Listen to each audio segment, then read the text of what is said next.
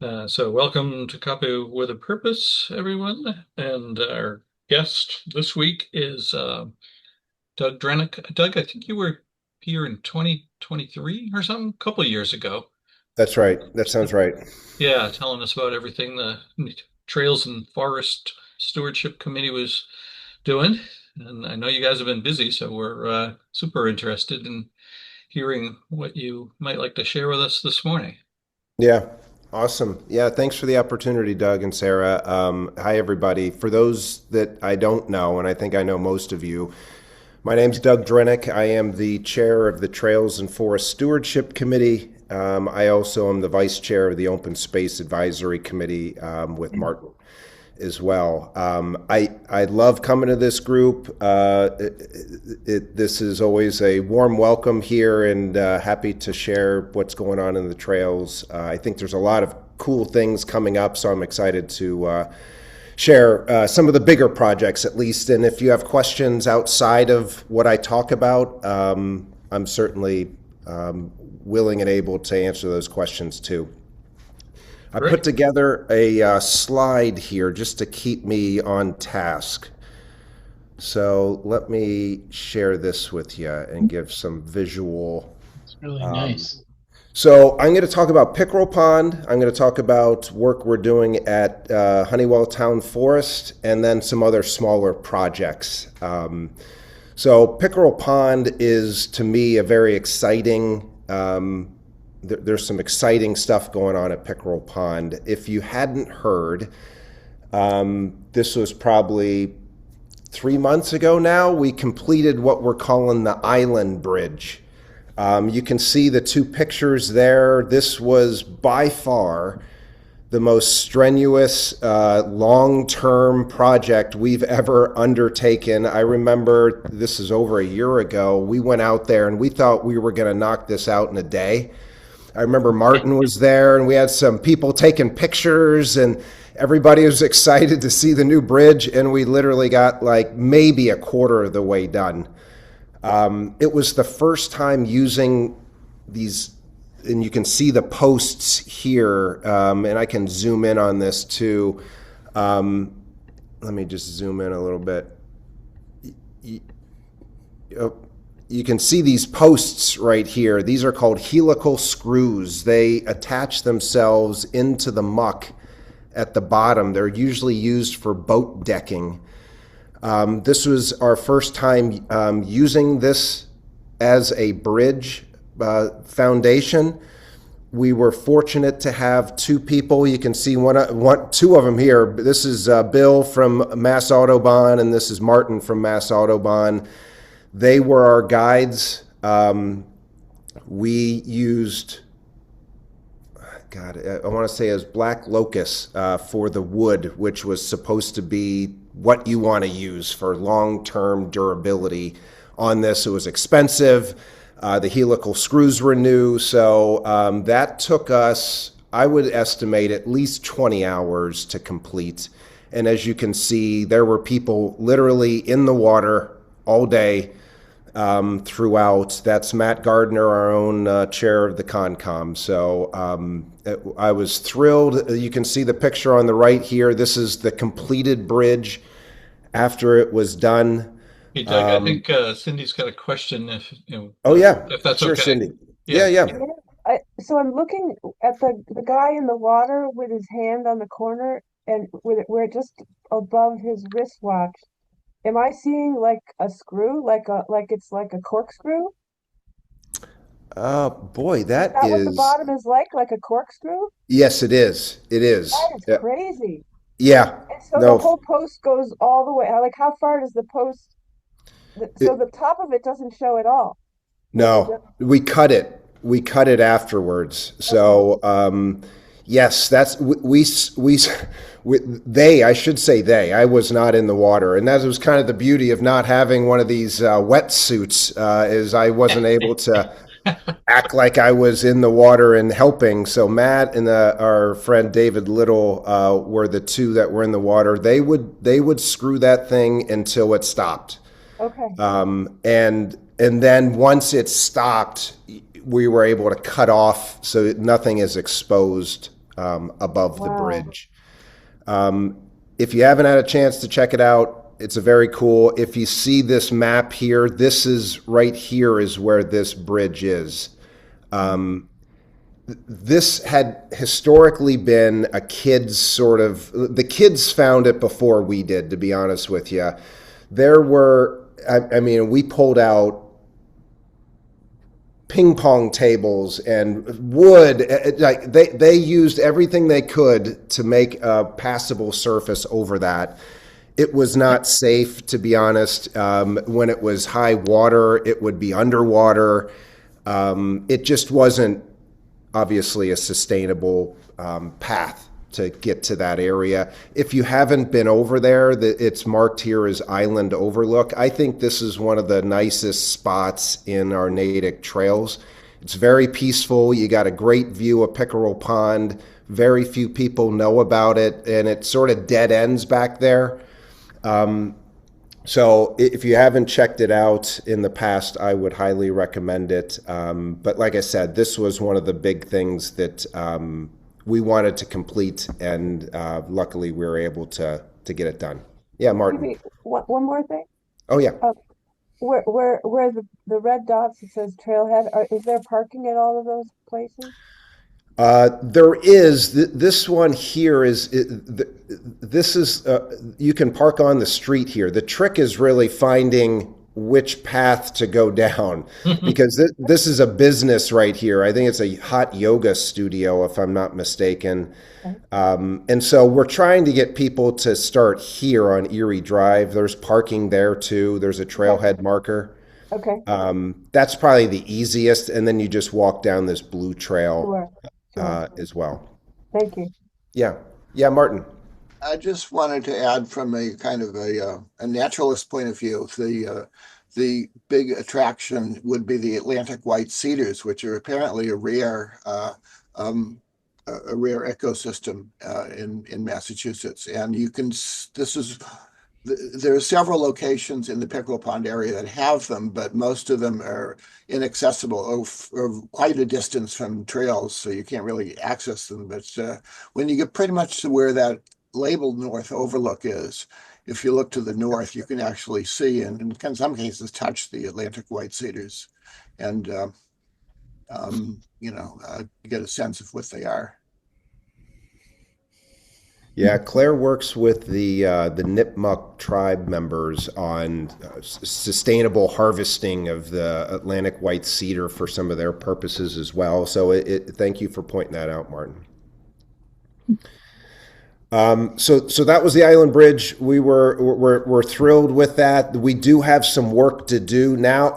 Now we've cleaned it up all the way to here. We'd like to clean up here as well.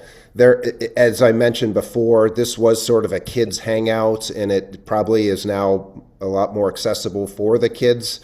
I think the fact that it's more accessible for everybody else hopefully will help with that as well, so people will pick up. There is some, I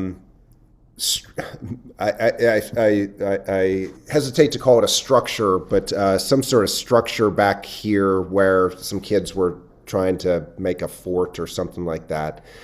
Now that that's accessible, we will take a look at that in the spring and make sure it's represents what we're trying to do on the trails.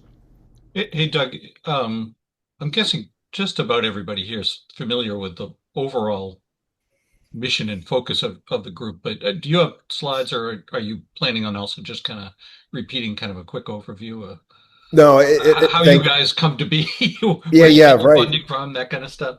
Yeah, for sure. No, I don't have a slide on it, but I'm happy to talk about it, and thank you for that prompt. The Trails Committee really started out of necessity because I've been on the Open Space Committee for years, and out of default, there used to be, as Sarah knows, a Trails Committee that sort of disbanded, I'll say, a few years ago, and a lot of the trail work ended up falling on the Open Space Committee. And that was probably the easiest spot to put it, but it really still didn't fit with the mission of the Open Space Committee perfectly either. And so I was happy in 2001 or 2021 when we went and created this separate group. And so the mission of the group is to maintain the trails, our natural trails, I should say. So like, for example, the bike trail isn't something that we manage. This would be more, think, dirt paths. And then also the forest stewardship aspect of it as well. I'm fortunate to have several I have a doctor in botany on the committee, experts in all things forest stewardship. And so that is also part of the mission as well. So we will put in, for example, invasive management plans for town forest, for example.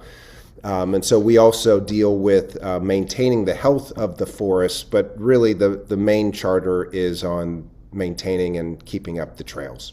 And do you get funding from the town? Do you have an actual budget provided by them to do fundraising? Loosely. So there's a $15,000 budget to Concom annually.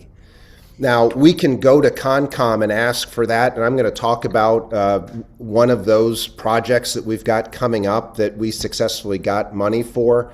But when that $15,000 is gone, and that it also is everything that Concom's doing as well, so it's not just for us, it's gone. And then we would potentially look at CPA funding, potentially for bigger projects. Cool. I see Pat's got his hand up too. Yeah, hey, Pat. Oh, good morning. Hey, Pat. Yeah, I was just going to ask you, Doug. I had a little Mohs surgery. Anyway, Yeah. The bridge that's the bigger one for the south overlook to Harvard. Yep. Is that something you're going to cover, or are you already? Yeah.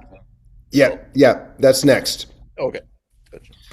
And that's a nice lead in. So the next big effort, and I always hesitate to say dates because what I've learned in doing this is things take a lot longer than you would ever hope or imagine. I thought this would have been done in 2025. It is obviously not, but there is work actively being pursued to essentially connect this, what's labeled as the South Overlook, to this connection point here. We'll call it South Pickerel Pond. As you can tell, there's sort of two trail systems in this Pickerel Pond area. This is obviously a very small one. I would consider this a neighborhood type trail. Not many people are going to seek that out to go there as opposed to that northern area. The beauty of this is we have funding, grant funding, and town meeting funding as well to create a floating, it'll be a floating boardwalk is what they're calling it, from the South Overlook to here. To me, this is a huge project. One of the grant that we got to fund it was all about trail interconnectivity, and we thought this was a perfect scenario for that grant because this is by definition connecting two trail systems within this parcel here. The challenges, as you might imagine, we had, I think there were 3 or 4 different options of bridges to connect that space, and it's a pretty far length there. By far, the cheapest one, and cheap is relative, is this floating boardwalk. The same company did one out in Marlboro. I saw a picture of it in the Boston Globe not too long ago. So we're confident that it's going to be secure, but it is sort of a quote-unquote floating boardwalk that will connect those two areas.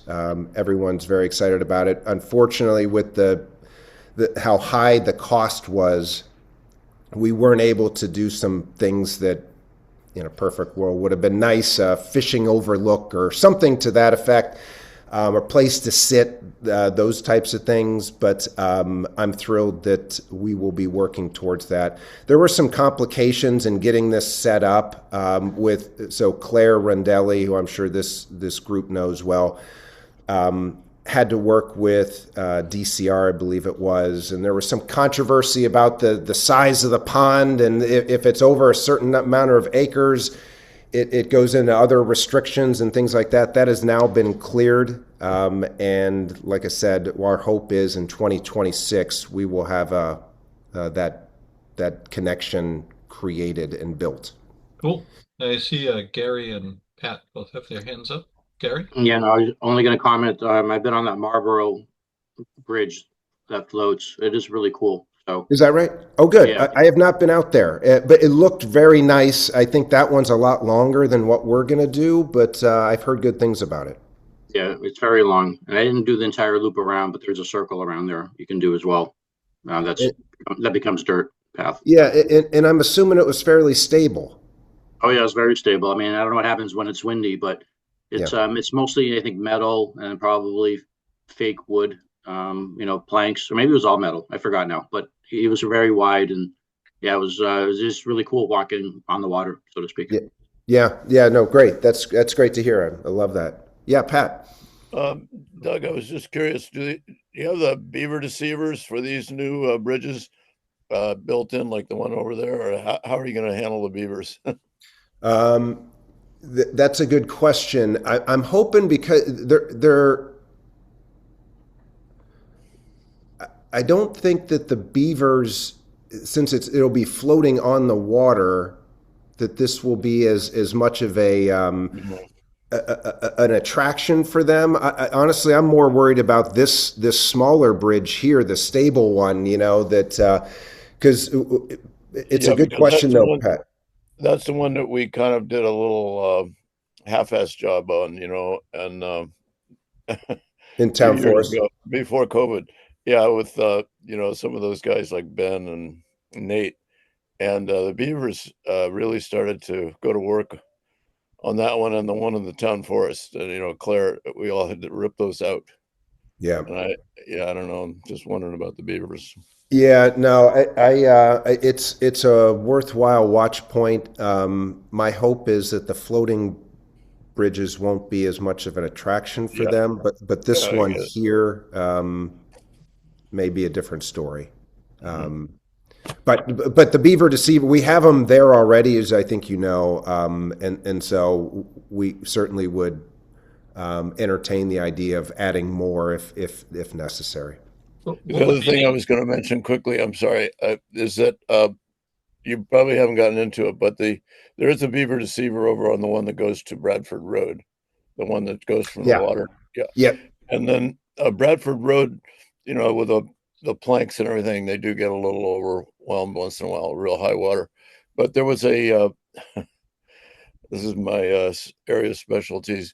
There was a hardcore party spot right down there at the end of the Bradford Road stub about 10 months ago, and we cleaned it all out and everything, but I don't think it's reactivated. I know, hopefully, winter things are slowing down for the party people, but maybe you guys were aware of it too. I don't know. There was a pretty rough party area there at the Bradford Road stub. Yes, definitely aware of that. We got reports of that. And that Bradford Road, and this is what Pat's talking about if you don't know, this is wetlands here, and it's has been a problem. It's a great access point for a lot of people into this parcel, but if it's wet, it gets flooded very quickly. We've had multiple Eagle Scout projects out there trying to improve the situation. We just had somebody in the fall, Pat, that I met at Natick Days, and took him and 3 high school kids out there and worked to improve it, because what happens is the water comes into that area and then all the boards that we have get all displaced, and then it becomes just like a trash heap. And we've actually even thought about trying to use those helical screws as an anchor point for some of these as well. But as you know, that's a pretty long Yeah. stretch. You know what I Right. mean? That's a couple football fields probably, and would take a lot of effort. But Yeah. I am definitely committed to trying to keep that access point open because I know it's definitely when it's bad, we hear about it, and that tells me that there's Oh, a desire for people to come into that parcel in that way.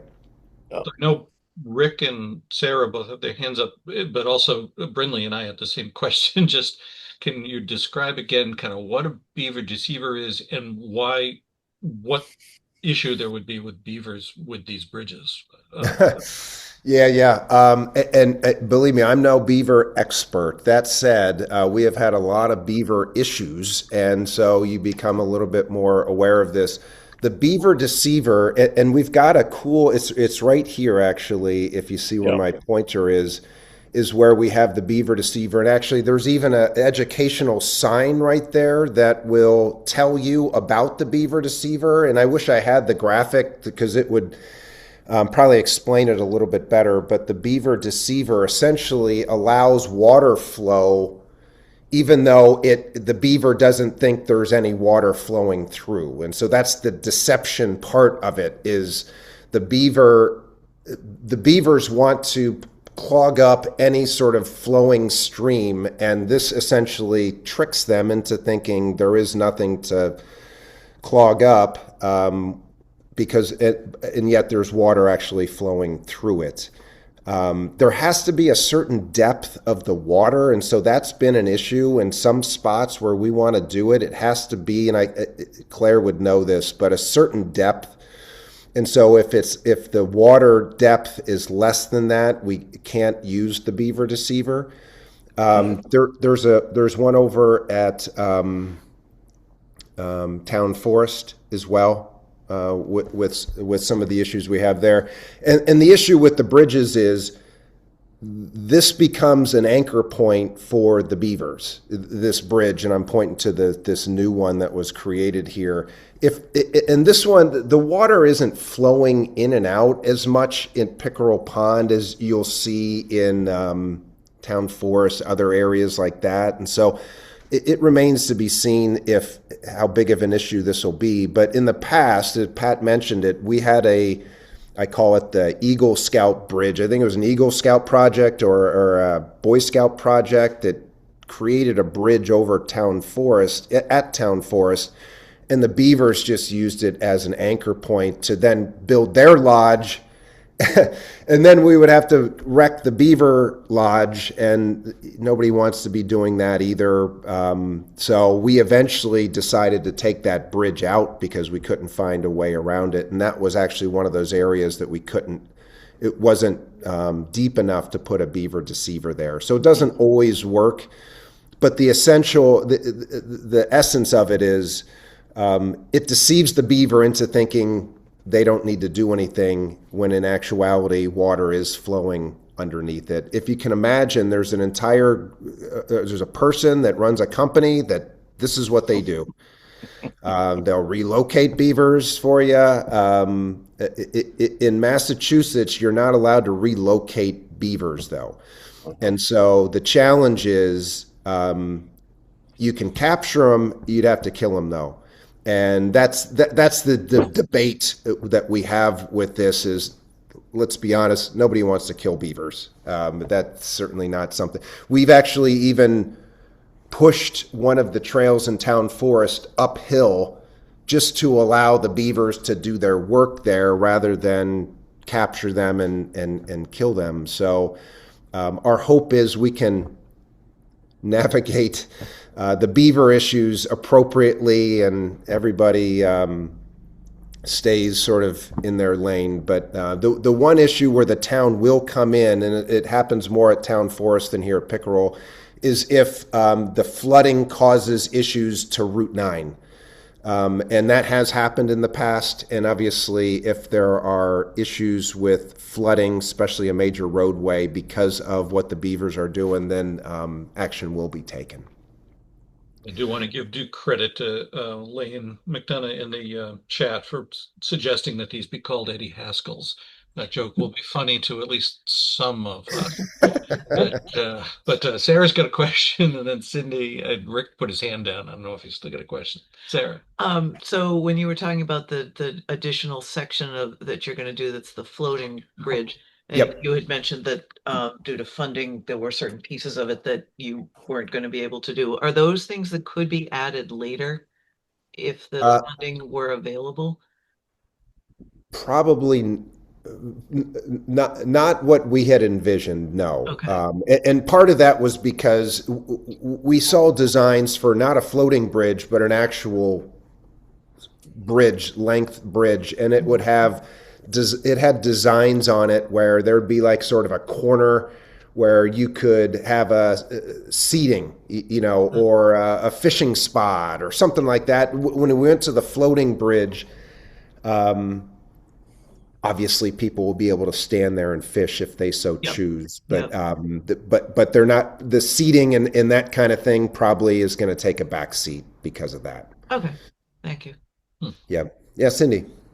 So I just wanted to mention in Cutler Park along Route 128 in Needham, if you get at Cutler Park on can't remember the crossroad at the exit off 128, and then you go south beyond Cutler Pond, there's a 2 football field length boardwalk that is all DCR thing.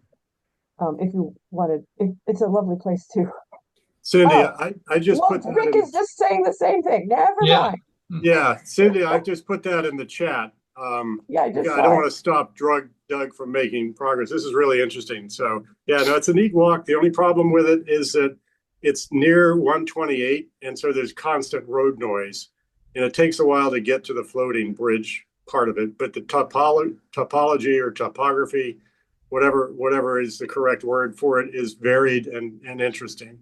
So we're noise canceling earphones. The reason I mention it is because there's a marsh that you go from the woods across this marsh, about 2 football fields, and then you get to a island in the middle of a marsh. Yeah, it's a beautiful right next walk. to Charles River. It's a beautiful walk. Yeah. Just an Cutler Park. I'm going to put that on my list. There's plenty of parking, and I put it in the chat. It's at the Thermo Fisher Scientific Lot. Cool. Okay. Thanks. No, that's awesome. Any other questions on Pickerel Pond? Looks like we're good. All right, let's go to Town Forest. Lots going on in Town Forest too. I probably the last time I was here probably mentioned something about the mountain bike trails at Town Forest. If you don't know, there was approval by Concom probably a year ago at this point, probably more, to create a mountain bike only 3 trails at Town Forest. And I know I didn't have a better picture. This looks probably like squiggly lines that mean nothing to anyone. If I can orient you, up here by 12, or I should say to the left of 11, this is the water tower. If you know where the water tower is at Town Forest, that's kind of the starting point. And this white trail right here is an existing walking trail. It's very steep though. And there's been some debate, do you shut it down? Do you not shut it down? For the time being, we've left it open because the mountain bike trails aren't even complete yet. But that could be something we do. I don't think, to be honest, it's a well-used trail because it is very steep, especially up here at the top. But what you'll see are the 3 mountain bike trails, and this is not created, but this is the proposed trails. There's a blue trail. This is sort of the more advanced mountain bike trail. We have a green trail that, as you might imagine, is a beginner trail. And the yellow trail is an uphill only trail. So this is what the mountain bikers would use to get back up, so they're not coming back up existing downhill trails. We did a lot of work on this on the Fall Trails Day. I would say that two of these three trails are probably 75% done. The green trail and this yellow trail are probably maybe even more, 75% done. The blue trail is it's outlined, but it's not ready. And the issue is it took. If you don't know the backstory behind this, there were two at the time high school kids that came to us and said, we're into mountain biking. We want to do this. We work at Landry's. We know all the mountain biking rules. They knew everything, and they're super impressive. And we've had other people come in the past and want to do this, and then you ask a couple questions and you never hear from them again. These two actually stuck with it. They stuck through, and I'm talking months of Concom meetings, site walks, review of the plans, questions, concerns, all of that. They did it all extremely well. It just took a long time to get that completed, and unfortunately, when it was approved, it was fall, which they were able to build some of the trail, but not as much as they would have liked to had they had the entire summer to work on it. Those two have since then graduated from Natick High School and are now off at college. So the blue trail, they have passed it along to another high school kid that I met at the Fall Trails Day. He's taken over for them while they're gone. They plan to come back this summer and knock out the blue trail as well. This has been a learning experience for everybody involved. I think one of the nice things about it is we got involvement from the New England Mountain Bike Association. These guys know what they're doing. They are out there. They were consulting. When I was out there at the Fall Trails Day, they had a person out there that was,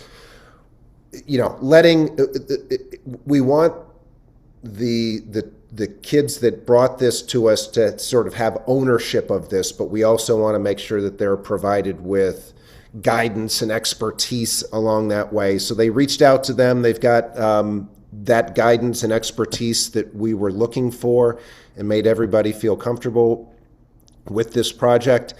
They have been hugely helpful and will continue to be involved in this project. Obviously, in the winter, not much is going to get done here, but like I said, I would say, certainly for the green and that yellow trail, that uphill trail, I think we're probably able to open that up in the spring. There's signage that we've got for these trails as well. They are not up. We didn't want to put them up until they're complete because we didn't want people to think that this was sort of all set and ready to go.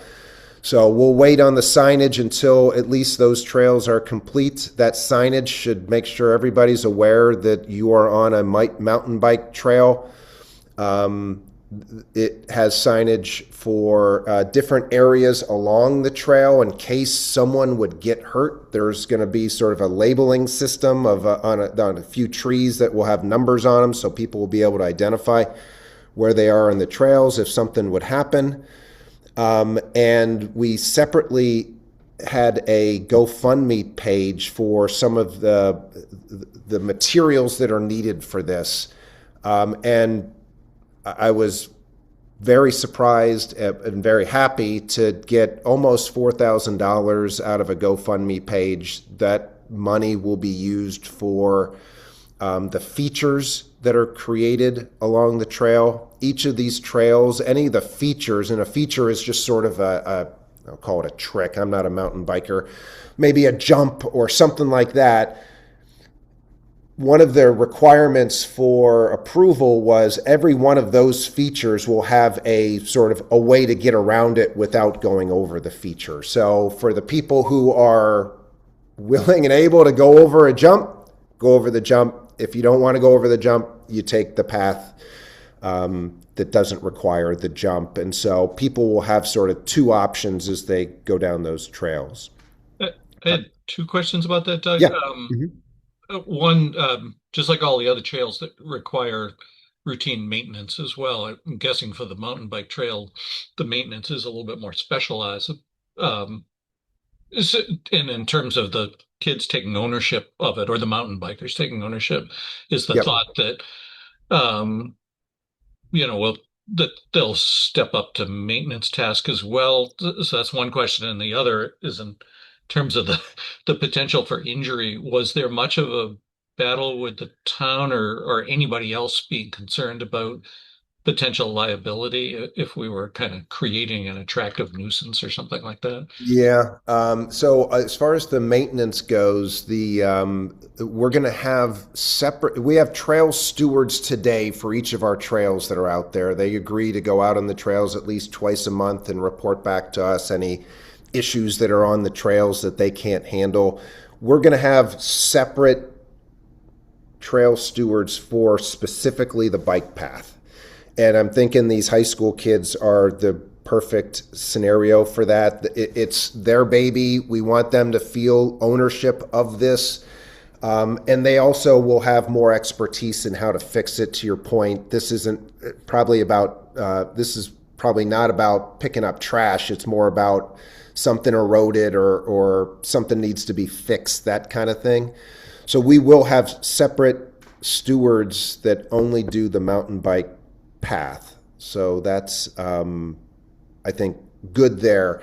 As far as the liability, I was a little surprised, to be honest, Doug, that there wasn't more of a concern. Claire could give you the actual language, but apparently there is language in the bylaws that state that the town's not responsible, and I don't know where that line is drawn. Mm-hmm. But their legal counsel weighed in on this, and like I said, I was surprised that it wasn't more of an issue. But it's refreshing. That's wonderful news. It is refreshing. No, I agree. I agree. I was pleasantly surprised. Cool. Great. So anyway, so that's the bike trail, mountain bike trails. So I'll like I said, I'm hoping that at least 2 of those are done in the summer of 26, and we'll open that up and we'll do a publicity blast on that. Another exciting thing is trailhead entrance improvements, and so this has been on our list for a while, and I probably talked to you about it last time I was here. The town forest, I would argue that trailhead needs work, both of them. So there's a trailhead on Bacon Street. That's the smaller one, and there's one on Oak Street. This picture here in the middle is the one from Oak Street. This pole here has actually come down at some point, so this isn't even there. But I call this sign blight. It's just there's different signs, just don't do this, no dumping, no parking, no this, watch out for ticks. It's not a welcoming signage, I would suggest. And so we had a whole proposal for how to fix up these trailheads at Honeywell Town Forest. And to be honest, the other thing too about this is, and I'm sure you're all probably aware of this, this is the parcel where everybody wants to be a steward. This is the parcel everybody knows. Like, this is beloved territory, and it just seems like the entrance doesn't represent what this area means to the town. And if you don't know, and I don't have a good picture of it, over here in the parking lot to the left, there's a huge Honeywell Town Forest sign, but people park right in front of it, and you can't even see it from the road. So if you don't know that that's the town forest parking lot, you're not going to drive by and just be like, oh my God, that's a trailhead right there. Not to mention the signs, it is overrun with invasives. And so we are fortunate to have been approved, and this is what I was talking about earlier, Doug, when you asked about the funding. Concom approved $5,000 for us to go out. We're gonna have a sign created. It's gonna be one of those, I call it the trustees kind of version, where it's on a post and then the post is like this, and there's a hanging sign, and you can see it from either direction that you're traveling. We're going to put one of those out on Oak Street. And so people will know, regardless of what path you're taking on Oak Street, that that is the Town Forest Trailhead parking lot. We are going to refurbish the existing huge Honeywell Town Forest sign. We were going to try to move it, but it's big, and it seemed like we were still, where are you going to put that then? And so instead, we're just going to repaint it, stain it, make it look nice. We're going to redo the signage here. So instead of having 10 different random signs with whatever the restriction is, we're going to have a big sign that's going to be right here on the gate that says, "Welcome to Town Forest. Please abide by these rules," or something to that effect, and have them listed and have it be a little nicer display. Jim, one of our committee members, even suggested, and I think it's a good idea, to paint the gate like I think they call it a mocha brown or something like that, to sort of blend in so it doesn't look like a big gate is the first thing you're seeing. You see that on the Bacon Street sign or area as well. And over on the Bacon Street area, there's a kiosk over there as well. It's super runoff. The water just flows right down. If you don't know, it's a fire road that goes straight up to the water tower, and it's tough. All the water just streams right down there. We want to do a retaining wall around the kiosk there to help support it, so people can walk up and check out the kiosk, and do some plantings over there so it looks nice. That's a very busy area. I go up there all the time, that Marion Street to Bacon, and it's just high visibility. I think it's going to make this look a lot nicer when you're going up there. So I'm hoping that that'll happen in the spring of 26. We've got the funding secured. It's just a matter of executing it, and now we're just waiting for the weather to improve a little bit. Where's the parking for that trailhead? The next street down is, I think, called Bay State, if I'm not mistaken. That's where you would park if you're going to go in to visit it from that direction. Would you consider adding that to the signage to indicate that that's where people should park, as opposed to like trying to park directly on Bacon or anything? Definitely. Yeah, we could do that. And this came up during the mountain bike thing too, because the easiest way to get to the mountain bikes area is up that trailhead, as opposed to going in through Oak Street. And there was some concern initially about, like, what does this do to traffic, that kind of thing, or parking. And that, if you don't know, that Bay State Road has a huge hedge. It's like 10 feet tall, and sort of has a nice, it runs for definitely a few 20, 30 yards or so. So there is some parking there that's not going to disturb neighbors or that. What I'm told about the mountain biking trails from the people on our committee that are mountain bikers is, even though this is nice and it's great for the local kids to use, this isn't big enough for a true mountain biker to, like, have this be a destination mountain biking area. Do you know what I mean? It's still, there's a lot of other areas around us in Metro West that would attract mountain bikers more. So we'll see how that pans out. But yes, the parking there is a little bit more complicated. There's not a true lot. And then lastly, oh yeah, interested, Doug, but I just put a Google link for the maps for that little spot right there. If you just wanted to click on that and share screen for a minute, everybody could see where you're talking about. Yeah. Thank you, Brindley. Let's see. I put it right in the chat. Yeah. You might have to stop what you're sharing and then Uh, click on that and reshare or something.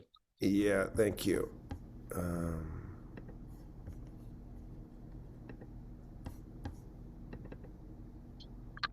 There you go. There we go. Um, this is Bay State right here. So this is Marion, and then this is Bacon Street coming across. This is the second trailhead for Town Forest. It goes right up here. By far the easiest parking, and when I go there, I park on this Bay State Road. On the right-hand side, this whole stretch here has a huge hedge that it is blocked from anybody seeing you. This is the area that you would want to park in. Mm-hmm. So awesome. Thanks for sharing that, Brinley. And then lastly, on Town Forest, and this is exciting too, and this is where I'm not going to commit to any time frame, but the CPA. You've probably heard about the CPA. I know Bill's here too, and he'd probably get updates Sarah, on the CPA. Oh yeah, Sarah as well.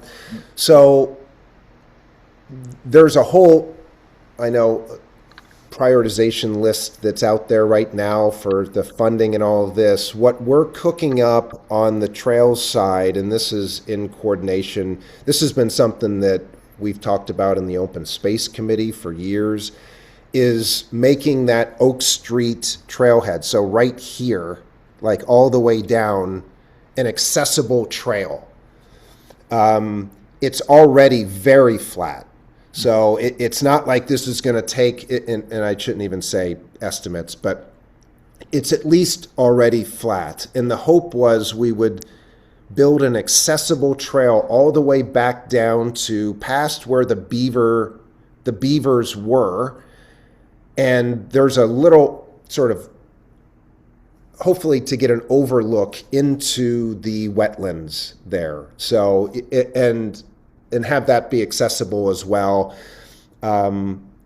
It's a high priority on the Open Space Committee. It's the highest priority on our Trails Committee. Obviously, that's going to take funding to do it.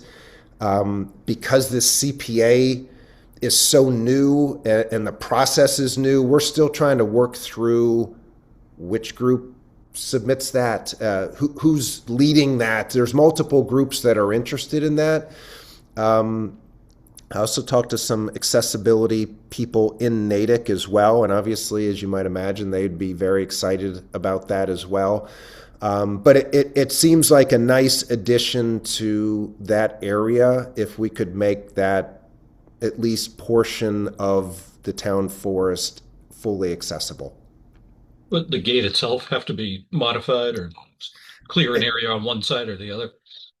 Yeah, I would imagine so, Doug. I can't imagine that would allow for passage. It's pretty tight right there.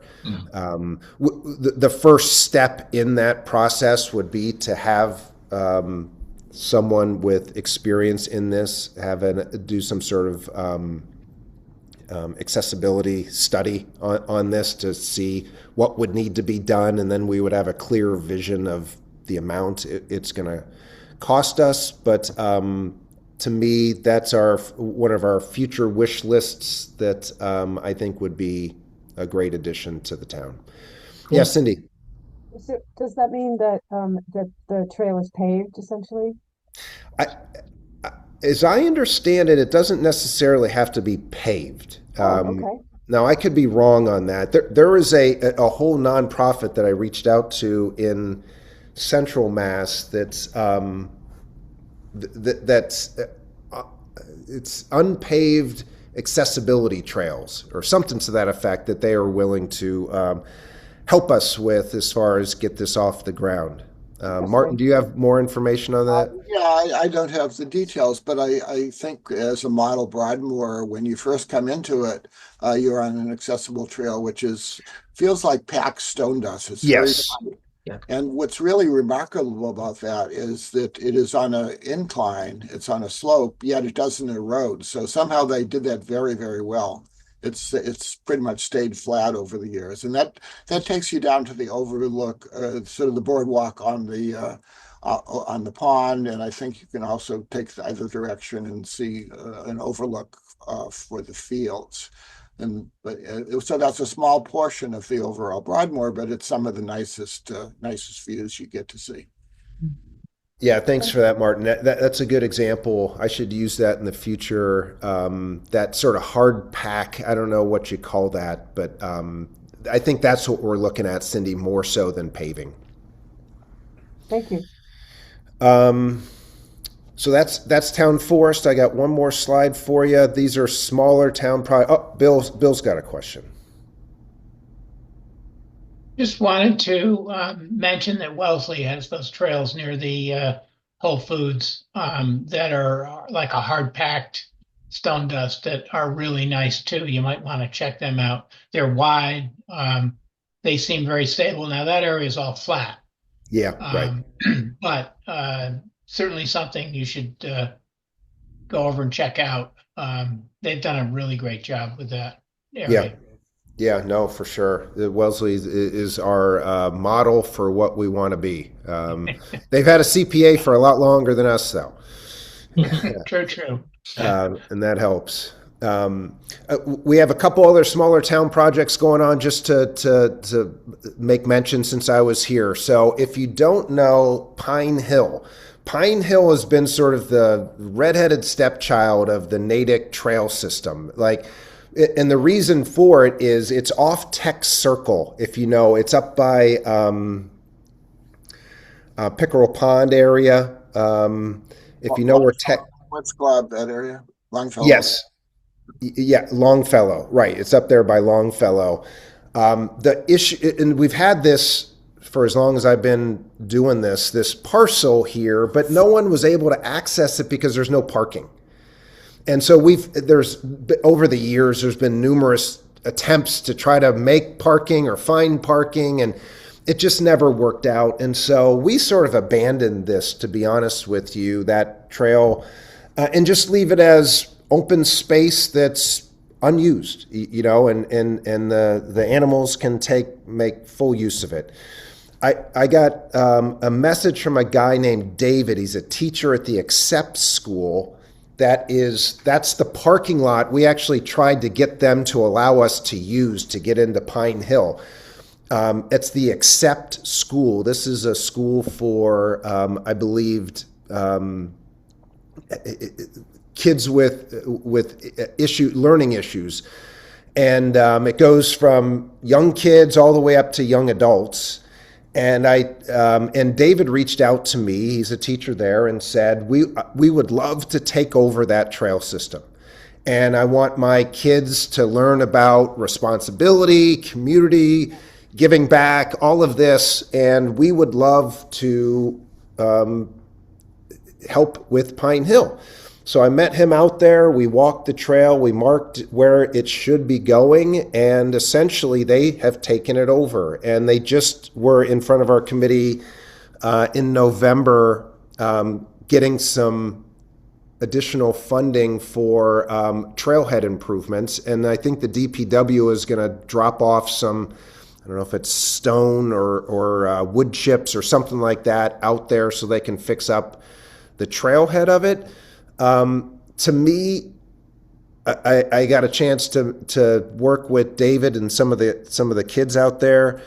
They're thrilled with the ability to go out and use the woods during the day. They have a sense of ownership for that parcel. It warms my heart that there's actually a use for Pine Hill now, outside of just sort of on a map. And I think in our maps on the town, it might even say, it might even tell you essentially don't go here. So the fact that somebody actually, these kids can go out and maintain that trail, have a sense of ownership, get themselves out in the woods. He was telling me that a lot of them don't ever go in the woods. And just the fact that this is now right in their backyard is a huge win. They actually, and I didn't attend it, but they had a sort of a grand opening of this after they did the trailhead improvements last month. So they're very excited about it. I thought it was a cool project, and I thought this group might might think so too. Yeah, That's Pat. awesome. It's very awesome. Yeah, that's great news. Doug, I remember working in there, and that we were right there close to the school on a lot of those projects, and there was a little bit of a party area, but we were trying to get at that time American Rescue parking lot. We were trying to get some permission Yep.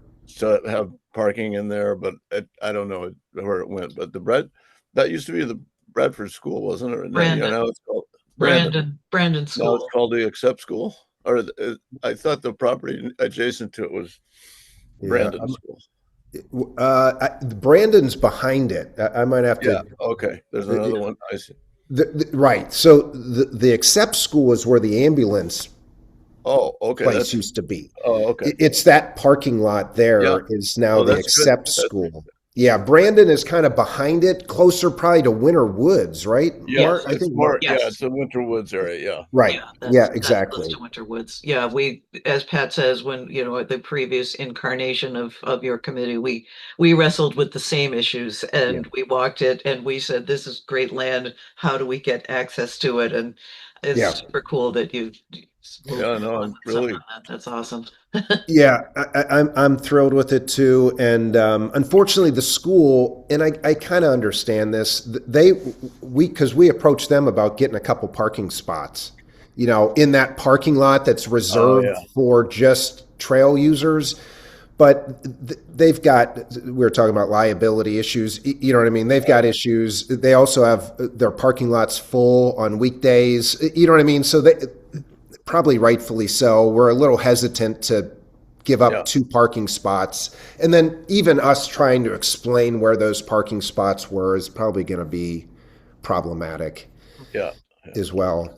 But anyway, so if nothing else, Pine Hill is now, we've got stewards at Pine Hill. We've got people who appreciate that land. And like I said, it was the best scenario for me. We've also been doing some work at Coolidge Hill.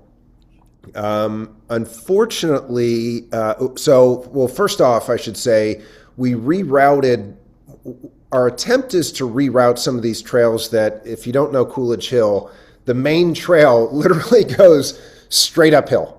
There's not a bend, there's nothing. And then it just erodes. And the closer you get to the top, the rockier it gets. And it, especially in the fall or if it's wet, is, I would say, pretty dangerous for the potential to trip, hurt yourself. And so we've made some changes to that to try to have a better trail standard, which is sort of a few switchbacks so the erosion isn't as bad. We've marked that.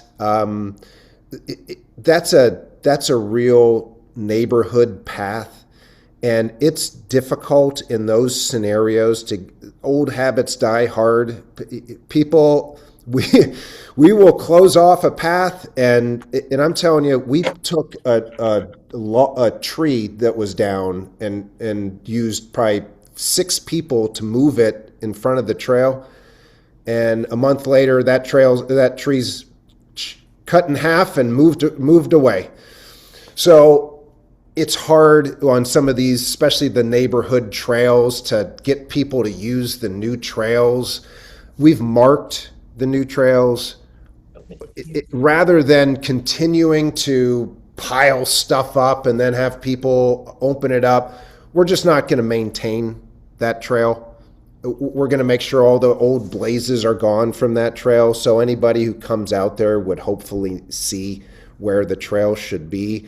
And if somebody wants to walk up the super steep trail, in some ways we've sort of thrown our hands up on that regard, because I can tell you it's tough to redirect them. and that area has a lot of, there's mountain bike trails there too, informal mountain bike trails. So it gets very confusing as to, is this the trail? Is this just a side trail that someone used? And so that's definitely continues to be a challenge. But like I said, we're trying to make sure that we're marking the trail where we want them to go. We're not going to maintain those old trails, and hopefully people will start moving on to the new trail. The last thing I'll say about this, and I'll answer the questions, is I was disheartened to see, if you walk up that main trail area, there is significant graffiti on the trees. I'd probably be more disheartened if I even knew what the graffiti actually meant, because I can't translate this stuff. But we were trying to figure out, is there a way to remove that graffiti, to paint over that graffiti, how we're going to do it. And then it got cold, and so it's still sitting out there. In the spring, we're going to try to attack that. Especially for the main corridor, to walk up past this, it doesn't look great, and it's unfortunate. But we do have intentions to remedy that. How we're going to do that is still sort of being debated. Yeah, Pat. Yeah, I was just going to say the graffiti, I've had some luck with beige and brown spray paint. Okay. In some of the areas where I've had to, like get rid of, especially sometimes it can be really nasty graffiti. Yeah. And that's the only thing, we've done in the past, done some spray over it, and it kind of loses its horrible message and so forth. Also at Coolidge Hill, maybe it was Cindy or somebody was telling me about how there is on the backside these random bike. It's kind of like a dirt bike area, or like over by Pegan or along Middlesex Path. Yeah. Are those trails there? The kids are riding bikes in there somewhat. They do. It's definitely not like Middlesex, though. I don't see, but there are paths all over that whole trail system now that I think are created by those mountain bikers. It sort of comes and goes, Pat. It's like, I have a feeling it's like, what age is the neighborhood kid? You know what I mean? And then that kid goes off to college, and it's fine for a couple of years, and then another person comes up, and I get the sense it's like one of those type scenarios. But it's definitely not as bad as Middlesex Path by any means. That said, if there are structures out there, we'll remove those structures. I've put probably 5 to 6 shovels, rakes in our tool shed that I found out at these sites over the years. That'll deter them. Mom's shovel is gone again. So, yeah, right, exactly. Right, you would hope so, but so that's what we're handling. But I don't think it's as bad. But there's definitely, we need to monitor it. Doug, I've been over there walking this fall several times, and just wandering around on those trails. I've never seen any evidence of anything like a bike or a bike, object on them. And it's very quiet, and you can wander because you can't get lost there. You're surrounded by roads, basically. Yeah, so, right.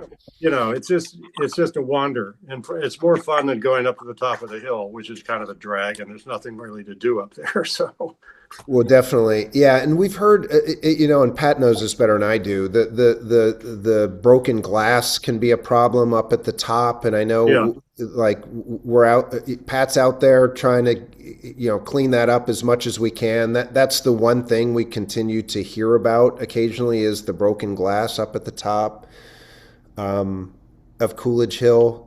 Obviously, I think it's better. It's overall the party people haven't been hitting it quite as hard as years ago, but it still needs attention. Yeah. Our shop vac has been up there more than once. Definitely. Yeah, Cindy. So I had one thing, and now I have 4 things, but given the whole discussion, so Coolidge Hill is more or less my backyard place to go. The broken glass is definitely an issue. And also twice I found somebody has brought firewood to buy at Roche Brothers and left the logs there for the next time they come. one time I went back with a backpack and gave the wood to my mom for her fireplace. The second time I just left it. What I wanted you, the first thing I wanted to say is to ask you, Doug, to, I think it's so cool that when you did this thing, you posted signs and then you had kind of a neighborhood thing. I think that would be nice for people to hear that effort. And then I do have one other comment. Oh, sure. Yeah. Before we went out there, because we know Coolidge Hill is that neighborhood trail system, we posted signs up telling people what we intended to do. It happened to be, I think it was right before Earth Day, and we encouraged people, if you had questions or concerns, to come down and see us at Earth Day or send an email to the Natick Trails email address, trying to get people involved that walked that trail, and so they knew what was happening, rather than, oh my God, all the trails just changed, and what happened here? Why is this? I was encouraged to find that when we did that trail work, everyone except for me and the other committee members actually walked to that Trails Day. So, meaning the people who are in that area were the ones that came and did the work, and that was what we were hoping to accomplish, because they're the ones that are sort of our eyes and ears. Even if you're not a steward, they know how to contact me if they're seeing something's wrong with the new trail, or we need a new directional arrow here, or whatever the case may be. So that was our first time doing that. I feel like it was fairly successful. That said, I go back to, they're still clearing out the old, the closed paths, and it's obviously a different group of people, but that was sort of our goal, and I think it worked the way we had hoped it would, which means we got more involvement from the people directly in that area about that issue. Yeah, thanks. I think it's really cool. The first thing I wanted to mention was, I think most people know I grew up in Weston. My dad was on the Conservation Commission and also on the board of Western Forest and Trail. So I have a lot of sort of knowledge that I just kind of gained through just being a daughter. But the Sears land in Weston has had a terrible graffiti incident a couple of years ago. And they've done a very interesting thing. They've left it. It's blue. I'm not sure how offensive any of it was, but they've left 2 or 3 examples, and they've put a really cool sign saying, hey, people, this is, I don't know. They like drew attention to it and say how long it's going to take for it to sort of just fade away. So I encourage you to visit. If you want me to go with you, I'd be happy to show you the Sears land. It's off Route 20, between the center of Weston and and Route 128. Okay. Off of Crescent Street. So, it's yeah. 60 acres on the rail trail, just south of the rail trail that goes through Weston. Interesting. Okay. Really great parking. Yeah, no, believe me, we're open. It's just it's not going to be easy to cover it up. No, they didn't cover it up. That's what I'm saying. Yeah, well, no, that's what I mean. I mean, yeah. Other alternatives might be great. Yeah. Yeah. When it's as massive as you say. Yeah, right. Turn it into a teaching moment somehow. Exactly. Yeah. Yeah. Awesome. Thank you for that, Cindy. You're welcome. And then lastly, and this is still in the infancy stages, for years now, we've been trying to get an Eagle Scout to take up the project of, there's a trail entrance to the Timothy Coolidge Woods, which is over there across from the high school football stadium. There's an entrance off Route 27 that has been long neglected. Kids will use that to cut through to high school to get back there through that trail system. And the entrance to it, ever since that road work on 27 was done, they still never even removed, they put out these tree protectors. They wrap these trees in these tree protectors, which is a good thing.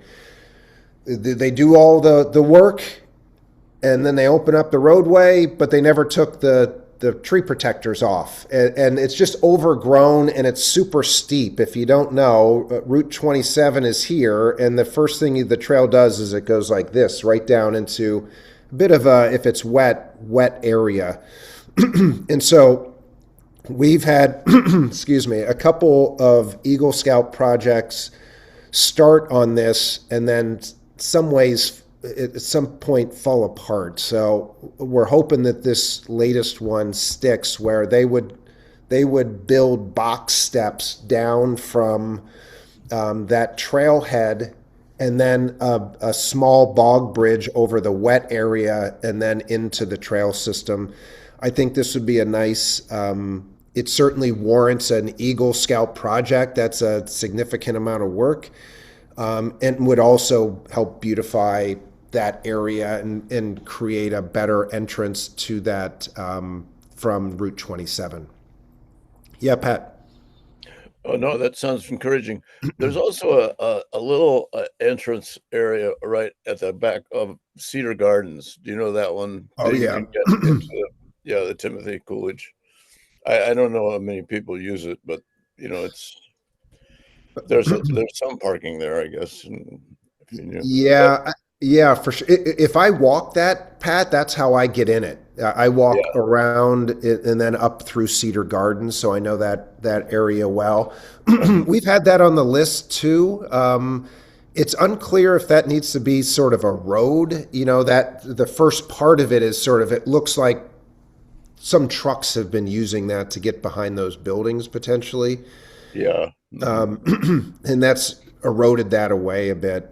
We do have a sign over there, but it's not the nicest. Yeah, the Timothy Coolidge woods are interesting because they're kind of neat. That we did remove some structures. The kids had set up some camps in there about 8 years ago. Plywood and everything. But there's also that little overlook, which just has a rocky. You sort of look west. That little. Oh yeah, sure, I do, definitely. Which is quite nice too. Yes, but the kids will sometimes use that as a party pit place, but yeah. not so much anymore. That's funny. Sarah, did you want to? Yeah, just a quick question on the Eagle Scout project. I just remember when our son was looking for Eagle Scout projects and approached Broadmoor, and they wanted him to do the fundraising in the middle of the recession to buy Trex to make that artificial timber to make quite a long bog bridge, and it just wasn't really manageable for a teenage kid. So my question really is, when there are Eagle Scout projects, does the town provide any funding for the materials, or do the kids been doing that, or how's that been working? Yeah, it's a good question. I can tell you this, and we've done probably, I would say, at least 7, maybe 8 Eagle Scout projects over the last 5 years, and it's been a huge help for us. My experience with them, especially Troop 1775, which is the one that's normally the one working with us, although Troop 7 just reached out to me a couple days ago. Those are the 2 Natick troops. I can tell you this, they don't want to fundraise. Well, that's generic. Not supposed to actually be part of the project. Actually not supposed to be a fundraising project. It's really a project for the kid to organize and manage a bunch of people doing something for the community. I see. Okay. I know this, as I say, this was a sticking point with our son. It just between the amount, it was going to be several $1,000s in the middle of the Great Recession. And he approached Home Depot, he approached various places, and really was getting no purchase with it, and didn't end up doing that project because of it. If it's not involving a lot of materials, if they need to, get $100 worth of materials or something, that's one thing. But to put multi-thousands of dollars on a high school kid, that's really not the intent of an Eagle project. I learned that through the experience of going through this. So the answer to your question is, if they need funding, yes, they go, but they are asked to do that sort of proposal to whatever committee that is. Okay. This happens to be school school committee land. Yep. Timothy Coolidge Woods. So the first step in this would be to go to the school committee to get approval for the work on that land. Wood is expensive, and there's no doubt that this is not going to be free to buy that wood. Yeah, no, I remember going before the school committee myself to get permission to put that kiosk there on West Street. That we had to go through that process. Right, exactly. So I do anticipate that, but that's again where, hopefully that $15,000 budget that Concom has is available for this, or if, some other committee has funding for that, we would take that as well. But it will, I don't think that'll be thousands of dollars, but it's definitely going to be more than someone's going to be willing to put on their credit card for sure to do that. Yeah, Brinley. I watched when you guys were having this in your meeting. I'm actually so excited about the potential for this project. That area of the woods is, as you know, our backyard. Yep. So we all walk it and bike it and hang out in that area, pretty consistently over the years. My youngest was probably one of those kids helping to work on one of those sports at some point in time. Just saying, maybe might have been, at least certainly the ones where they're laying up the trees, making the TP forts with the trees. Cause they definitely loved doing that. And so I just want to say, I really do hope this comes to fruition because I think it's awesome. I know a lot of the kids who live off in the housing there, who live in houses off of 27 there. And if that trailhead was more accessible, they would probably walk that way instead of walking all the way down to West Street because they all walk to school from back in there. And so I do think that it's an area that'll be accessed. And I know that Home Depot and Lowe's love to do these kinds of projects. I don't know if they would work, how closely they would work with an Eagle Scouts. And I don't know if they would give materials, but if you're talking to them again, I would say that as, if it can't be CPA funds or school committee funds or however it works, that they're definitely an option there for the funds. And I think I mentioned this to you before, but I'm happy to help be a contact in terms of school committee and how to help that work and how to do approaching and how to make introductions and stuff for that.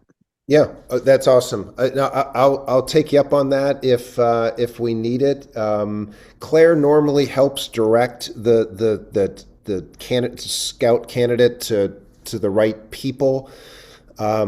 Ironically, the last time, the reason the last Eagle Scout stopped on this is because apparently, and maybe I told you this too, Brinley, is they were intimidated to go in front of the school committee because they had heard that that's a very difficult process and it wasn't going to go well. And this is coming from like someone in their troop, I guess. So we're trying to dispel that. We're saying like, listen, we don't anticipate issues with the school committee. Like that should be the least of your problems, is getting school committee approval to create a better entrance to this land. Yeah, that's what I mean. I am happy to actually go meet with the troop and help dispel that. I'm really happy to help change that image for them. Yeah, I was a little surprised about that too.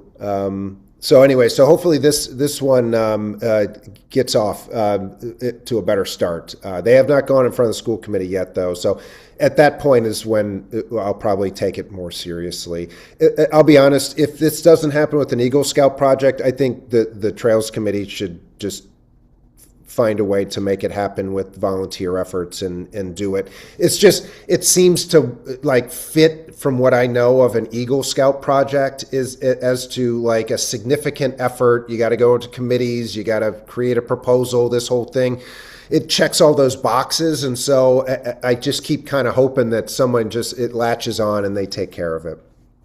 Well, I would say I agree with that, and I hope so, because it does seem exactly like an Eagle Scout project. But If not, and you guys end up taking it, I don't know if you're allowed how that works, but I know that Home Depot and Lowe's loves to do these kinds of projects. And they would actually not only contribute the materials, but they can help contribute the labor because they're always looking for team build things to do. And these are the types of projects that they like to do. So, Awesome. you know. Yeah, no, that's good to hear for sure. Yeah, I got my fingers crossed on this one. I think I agree with you. I think this would be a nice addition. Yeah, Rick.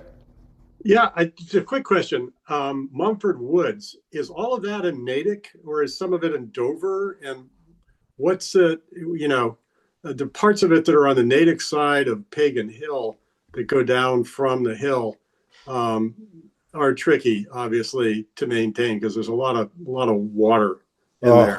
Big time water problems over Yeah. there for sure. Yeah. We actually took a look at that. And I can't remember the street that there's a trailhead down there that's I've off been of there. Glen, right? Yeah. Right. Yeah. And I don't remember the street either. Yeah. Sagamore Road, I think. Sagamore Road.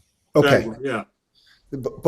But when that's wet down there, I mean, it was intimidating for us to even try to tackle that. Honestly, I've walked there multiple times. In some places where I have to turn back, it's impassable unless you want to get your pants soaked. Yeah. So we have not touched that space, and Martin probably has a better. Martin, you probably know more about that. I think you and I were in on the call with some representative of the trustees of reservation. That's right. And even though it's owned by the Mumford area is owned by New England Forestry Foundation, which is a separate foundation. They don't have much of a presence in Massachusetts. So the trustees of reservation took over management of that when they expanded the Pekin Hill purchase, when they expanded the Pekin Hill property. So they had agreed to maintain it as part of that whole larger Pekin Hill area. And we talked to them about who should be responsible for that wet area, which has always been wet, and I don't think we resolved it. I mean, it could be the trustees. They would have a big project on their hands to try to get that above water level, like a huge boardwalk.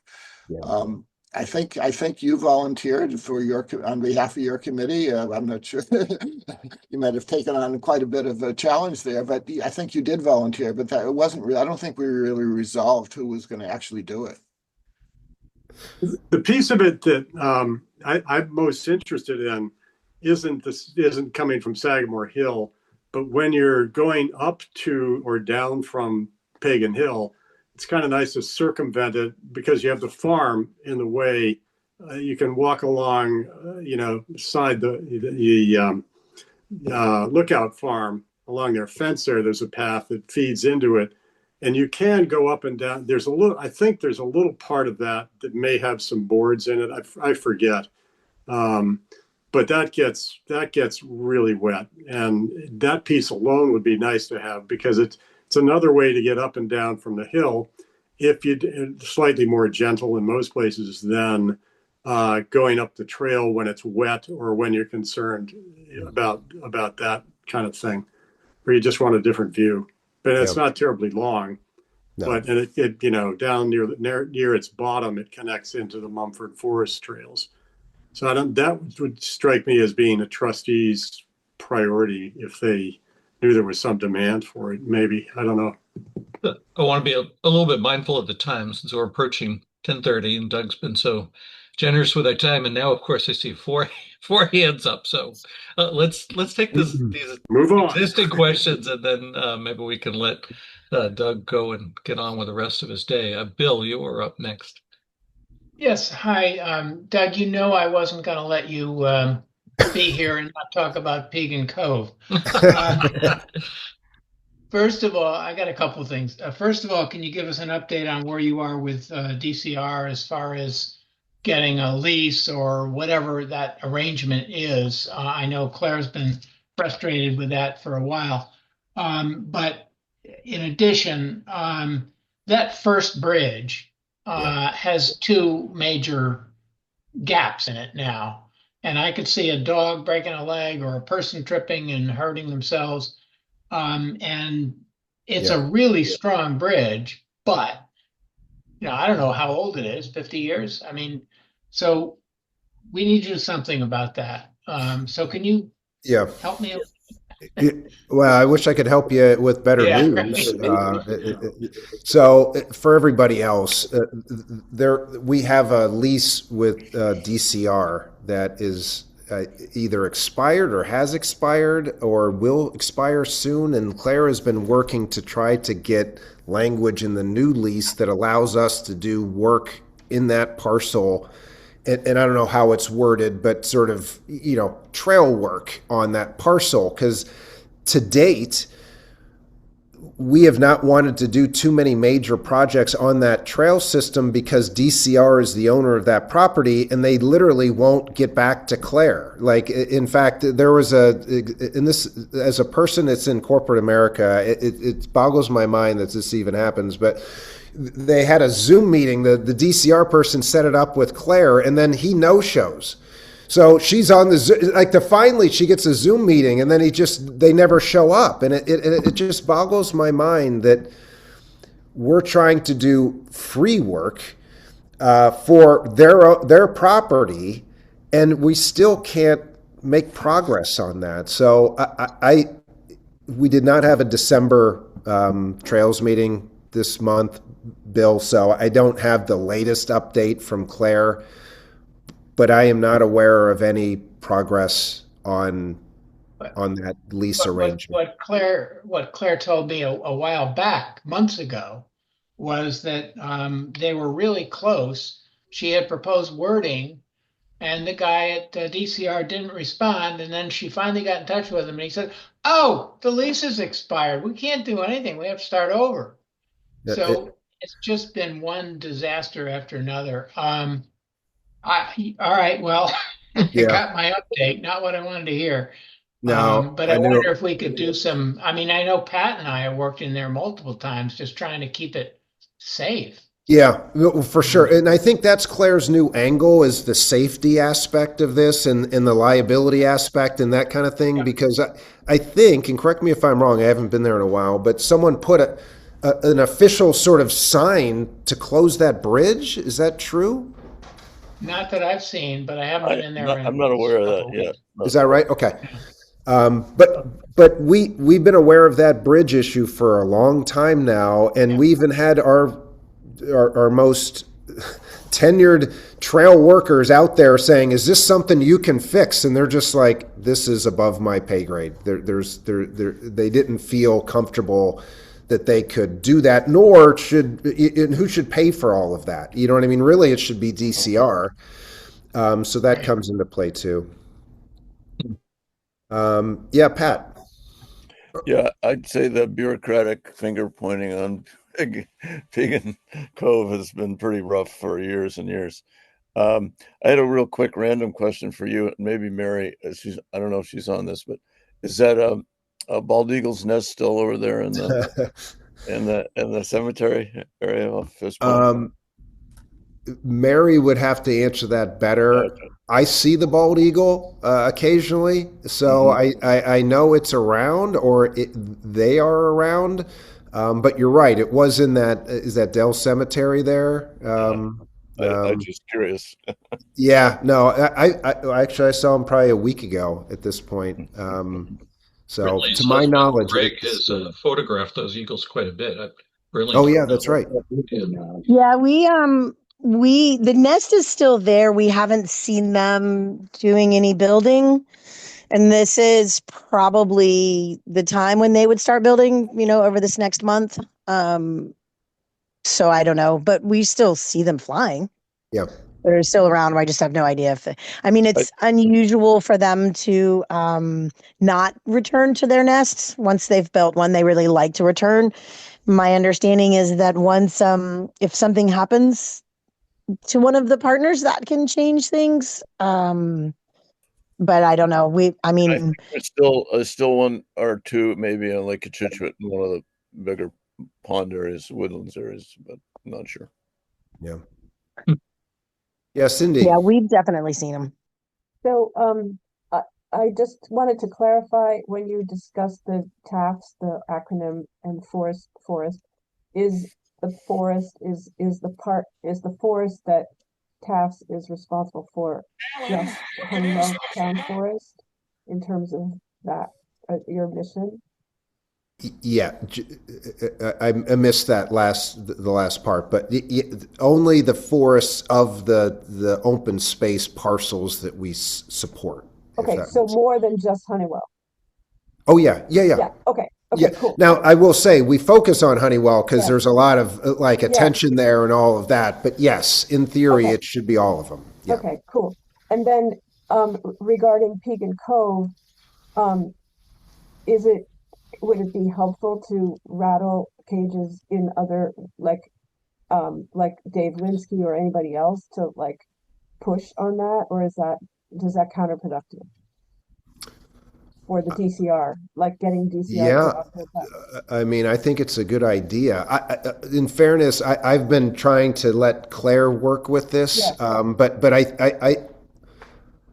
I think she's certainly justified in escalating this in whatever way that is, and whether that's through David Linsky or someone at the select board or whoever. But it does seem at this point, and now that it's a safety issue, I think there's even more justification to escalate that for sure. Okay. Thank you. Yeah. Cool. And thanks for coming today. Yeah. No, thanks for having me. Yeah, you've gotten a lot of kudos in the chat as well, Doug. Really appreciate all the time. And as Pat says in his message, just blown away by all the work that your committee is doing. We didn't get a chance, and our numbers are dwindled a little bit. But as you know, there's a bunch of trail stewards in this group as well participating. So we know it's a group effort, but it takes an organizer like yourself and your committee members to really make a lot of forward progress. So Yeah. it's No, thank you. fantastic. Yeah, it's nice to hear. Thank you. So, two things. I'll turn it over to Brindley for local announcements, but I also did want to just draw folks' attention to our speaker next week. As you know, on occasion we've have just kind of human interest stories. We've had local photographers, we've had local artists. Next week we're going to have a singer songwriter, yet another friend of Cindy. If there was an award for the Coffee with a Purpose member that brings the most guests to us, Cindy would win hands down. But next week, I just want to read what she's quite a networker. what Margot has written to whet your appetite. Margot Hudson's a local singer-songwriter who started writing songs in her 20s and has been writing songs sporadically ever since. Now that her children are grown, her consulting work is winding down, finding more time for music and for starting to bring her work to a wider audience. Her music explores the beauty and struggle of being human in a complicated world, often drawing on images and themes from nature. I think that last sentence is the part that will resonate with this group the most. So this will be the first time I think we've tried live music. I believe she will have her guitar. It will be Zoom only. I was very close to having a physical location, and I really do. I keep saying this each week. What it is it's actually the conference facility at Pegasus. Randy Brewer, who runs that facility, is making that available, but we still just have some logistics to work out. So looking forward to anybody that can join us, and definitely plan on joining us, because we will make a recording of that session for Margot's purpose. But she would like it not to just be a public thing out on the internet. So there won't be an opportunity for others to watch that recording later. So try to be there for that. And Brinley or others, what's going on locally that we need to know about? I have to go. Thanks. Bye. I can say this week is an school committee meeting week again. If anybody's interested, tonight there's a school committee meeting. There is the new committee put together by or voted on by town meeting and put together by the the town moderator for looking at hybrid town meeting. I put the link to the website in there. Full disclosure, I'm on that committee. I've been appointed to that committee. So I'm sure we're going to put out surveys and stuff. But if you guys, for those of you who are town meeting members and have thoughts, maybe if you lived through the COVID age, Sarah. Yeah, I actually initially put my name in for Jeff's poll there. Would you be interested? Not to go down a long rat hole, but I've had some health stuff come up, and I didn't feel I could take on another volunteer commitment at this point. But I am absolutely interested. So I definitely hope that you'll, if you're not able to join us at some points, that you will definitely maybe write your thoughts down.